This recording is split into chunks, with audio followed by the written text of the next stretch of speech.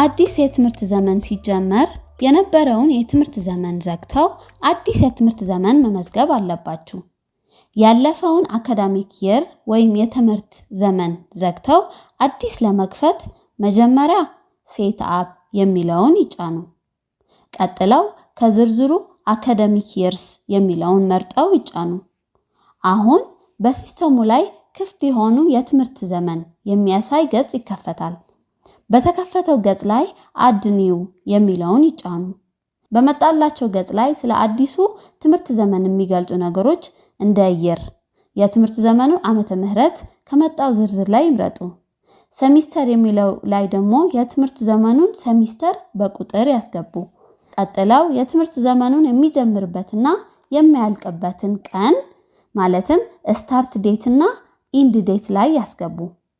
ሲስተሙ ላይ የሚጠቀሙበትን አቆጣጠር በኤሮፒያን አቆጣጠር ከሆነ በጂሲ ወይም እንደ ኤሮፒያን አቆጣጠር ያስገቡት። የኢትዮጵያን አቆጣጠር የሚጠቀሙ ከሆኑ ደግሞ በኢትዮጵያን አቆጣጠር ያስገቡት።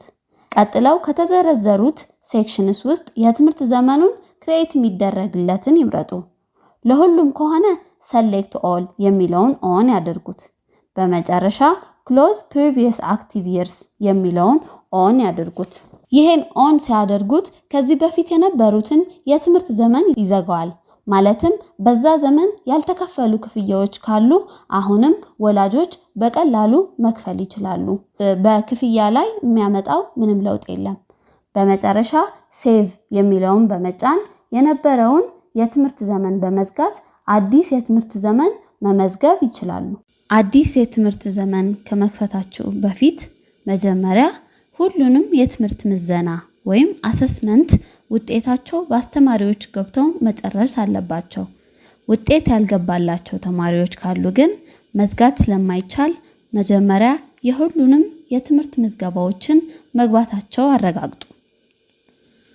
ያልገባ አሰስመንት ወይም ምዘና ካለ አዲሱን የትምህርት ዘመን የሚመለከቱ ነገሮች አስገብተው ሴቭ ሲሉት እንዲህ ያለ ኤረር ወይም ስህተት ያሳያል። ስለዚህ ከመዝጋታችሁ በፊት ሁሉንም የሚሰጡት ምዘናዎች ውጤታቸው መግባቱን ማረጋገጥ አለባችሁ።